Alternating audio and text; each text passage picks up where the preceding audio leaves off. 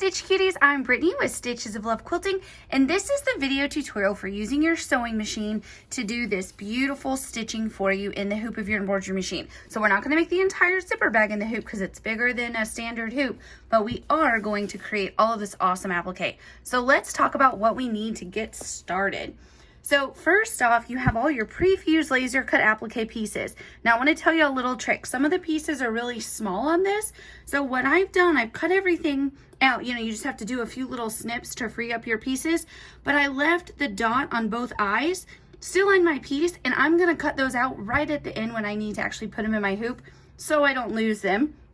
And I've done that same thing with the green leaves. See those two little leaves? They're so tiny. I don't want to lose them. So I'm just going to keep them right there, and you'll see later in the tutorial when I actually just cut it out for using in the hoop. So I'm going to take those pieces and set aside. Now, of course, you're going to have your fabric from your kit. This is your 10 by 12.5 inch piece. So we're going to use that in just a moment. I do have a little handy clover ruler that allows you to iron on it, because in a minute we are going to fold up about 2 inches so that we position this correctly in our hoop. So this is a handy little notion to have at your setup. Now, of course, you need to have your 40 weight rayon threads. These are the super pretty colors. Aren't those just beautiful? You can see them all really well from the back. These are 40 weight rayon threads from our friends at Sulky, and we carry these thread kits for you. Specifically, the colors we're going to use this month, I actually am using spools from my collection. We are using white and hot pink. Then we're using butterfly gold. This beautiful turquoise, that's going to be our bird throughout the process of Spoolie Bird. And of course, avocado. Then at the end, outside of the hoop, you'll grab your black thread and you'll do a French knot. So what I like to have in terms of making embroidery easy, I have my hoop loaded. Let me pull it off my machine.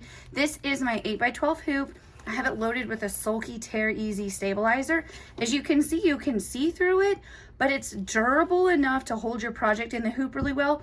But it also tears away so easily. It's just a perfect stabilizer. And then I have what I call my perfect stack in front of me. So at the very bottom, I have a light pad. Then I have my glass mat and my cutting mat. I love this cutting mat because it's the same size as my glass mat. And the cutting mat comes with my light pad. I have my fusing mat, which I don't use very often when I'm doing the embroidery machine, but I like to have it in my pile because you never know. Then, of course, I have my Steady Betty. This is a really great ironing surface. And I have my handy dandy steam fast travel iron, which I shouldn't show you. I need to clean it.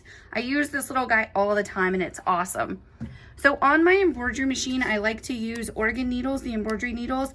These are great to have on hand. You want to make sure throughout the process of making your Spoolie Bird quilt that you change your needles as needed kind of frequently, because I think sometimes we kind of neglect our needles and we shouldn't. And then last but not least, I like to have this 3M transport tape, and you're going to see me throughout the process of making this project and all the other Spoolie Bird projects is that I use this to hold my fabric in place. So what we're going to do right now is load our white thread first, and we are going to trigger our machine to stitch the very first step. Okay, so when you take your hoop off of your machine, so my hoop is situated like this, I'll turn it sideways so that it fits on top of my Steady Betty, and you can see you have one straight line right here. So what we need to do is get our fabric ready to position.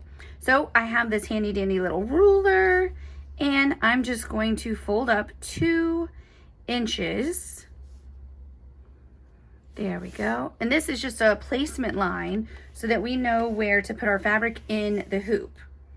Our actual scallop line isn't going to sit right there. This is just a guide for us to get it in the hoop. So now that it's 2 inches, move this off to the side, grab my hoop.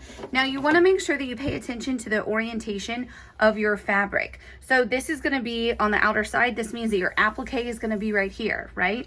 So you want to make sure your fabric is covering your hoop, and you're just going to eyeball center it. There we go. So I'm going to fold it in half one more time to get that center. And you know what? I'm going to add a little center mark there for you because it's kind of bugging me that you don't know exactly where it is. So I'll add that in there for you. So 4.5. Look at that. I was actually on the center. That's pretty awesome. But I'll add that little mark for you. And there we go. So now that that's on the line, I'm just going to open this up. There's a little something there. And I'm going to give this a press. Now you'll notice that your fabric is probably sticking out of your hoop on one or two of the edges. Don't worry about that. So now what we're gonna do is take our tape and we are going to tape this in place so that it's not gonna move throughout the process. Now we're gonna keep that white thread on for several steps. So you'll have that written in your instructions, and of course you have me here in the tutorial, and I'll remind you when you need to change your thread. So when we put this back on, the machine is going to now give us our first applique outline, and that is for a scallop right here in the center. Okay, take a look. You have that awesome scallop stitched right in your hoop. So that scallop is going to be the perfect height from the bottom of your bag up, so that later on in the process when you go to quilt your bag and assemble it, this applique is going to be perfect for you. So what we're going to do is take our two scalloped pieces and we're going to put them in place. So I'm just getting my pieces off of them over here. Now the reason you have two is because if we had just one, see, it doesn't say a crisp white, but once you put two, it really gives you that crisp white, and you like to have that when you're double lining something on like a print, or especially if you're working, like we have a Quilt Jolly Jingles, and I like to line most of the beards. Not all of them need line, but the majority of them do. And so what you're gonna do is get this, and it's not exactly symmetrical, so you'll just flip it until it's a perfect fit. Look at that. See how that one's a perfect fit? It's just ever so slightly not symmetrical because they are ultimately hand drawn. So I'm just gonna make sure I have this in place, and I'm gonna start working my way over. So do a little bit of ironing. There we go. And I'm just making sure I stay in place. There we go. So I have one layer down. Now I'm going to do the second. And again, I'm just going to make sure I have that positioned directly over it. Look at that. Looks so good. And we iron the second one down. So now you want to make sure for this next step that you definitely have that white thread on your machine, because the machine, the first thing it's going to do is do a lovely buttonhole stitch around these two white pieces right here. So it's going to do that scalloped buttonhole stitch for you. And then it's also going to give you a bunch of applique outlines. So what you should have in your hoop right now are these two scallop pieces perfectly pressed. Okay, so take a look. Your scallop is stitched so beautifully, and look, you have all of your applique placement lines for this step. So what we're going to do first, let's work on the word Spoolie Bird. So I'm going to pick up my word spoolie, and remember, you just snipped it out of the larger piece. Now with something like this, there's a lot of little curves and such, so you want to get it in place everywhere. And then we're just going to start at one end and work our way down, kind of letter by letter, just to make sure that we're accurate as we place this. There we go. And then just kind of wiggle it. See, my little S wanted to move. So let me just get my hands in place. There we go. All right. And now we're going to do the word bird, and it's actually separated into two pieces. So we'll do the B-I-R. There we go. Get that in place. Ooh, that looks good. And now the D. And then remember at the beginning of the video, I talked about the dots on both of our eyes, how I didn't cut those out just yet. We're gonna do it now so that we don't lose them. See those two little bitty things? There's just a little bitty area where you gotta snip it free. So just take your scissors and go snip. I love these scissors specifically because they are sharp all the way to the tip. These are Karen K. Buckley scissors, and they are just awesome. Oh no, did it just fly? Y'all, I just made my little dot fly. Oh my gosh. Okay, well, I'll pause and find it on the floor. I have a rug in my office. That's gonna be a fun challenge. I was doing so carefully not to lose these two little pieces, and then sure enough, when you're filming though, I must say the funniest things happen that normally wouldn't happen. So just be careful, don't lose your little dots. There we go, so that eye is on. And again, in a second, I'll find my little piece on the floor. Oh goodness. And now we're going to put our little bird together. So we're gonna take the beak, and we're gonna put that down first because it's underneath the bird body. And throughout this process, you'll always just follow the numbers. It makes it super simple to follow the numbers on your placement guide. And they match, of course, what's in your written instructions. Look at our little bird. It's your first Spoolie Bird. Are you so excited? I am. Then we're going to do the 2 little circles. And then last, we'll put on those 2 little yellow-green leaves. So get these in place. There we go. And I'm going to zap them both in place at one time while I carefully cut these 2 out. Can y'all believe I made that little dot fly? I know it's on my rug, so I'll find it in a second. I won't make y'all watch me find it. That'd be kind of funny. And then snip this little piece free. And I have to say, it's kind of funny, the starter kit we usually try to make really easy, and then all the rest of the pieces throughout the quilt are, you know, varying sizes. But for Spoolie Bird, this is going to be the pieces that you work with that are the smallest of them all. So we're just gonna get this little guy in place. He's gonna kind of turn it till it's facing the right way. There we go. And then this little guy, make sure to peel the backing off. There we go. And then just turn him. There we go. So we're going to iron this. Now we're going to leave our white thread on for one more step because we have a few more applique outlines that we need. And that would be the wing and then of course the 2 flowers. Okay, y'all are going to laugh at me. Remember how I lost my little eye and I was like, I'm not going to make you help me find it? Well, because you can't through the TV or the camera. Look, it was like this on my paper. Y'all at home are probably being like, Brittany, it's right there.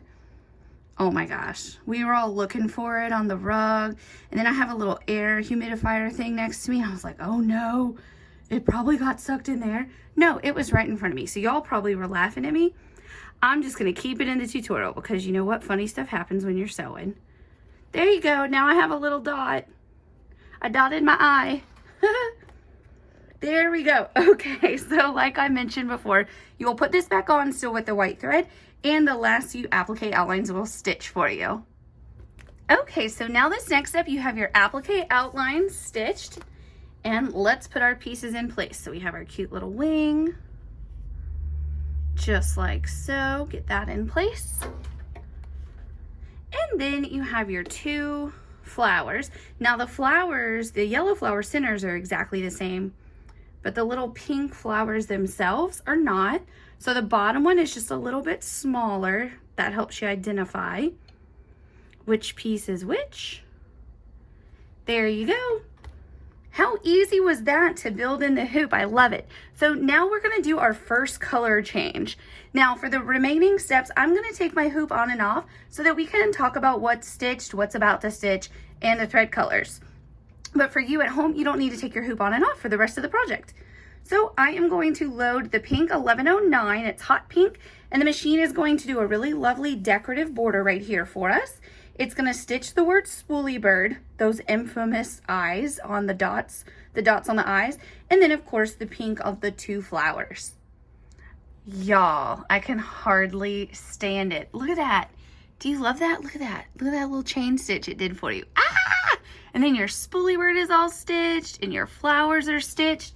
So I have to tell you, Mom just came back here while the machine was stitching, and she's obsessed. She's like, oh my gosh, she thinks it looks even better than hers, which I take as a compliment. Hers is perfect too though.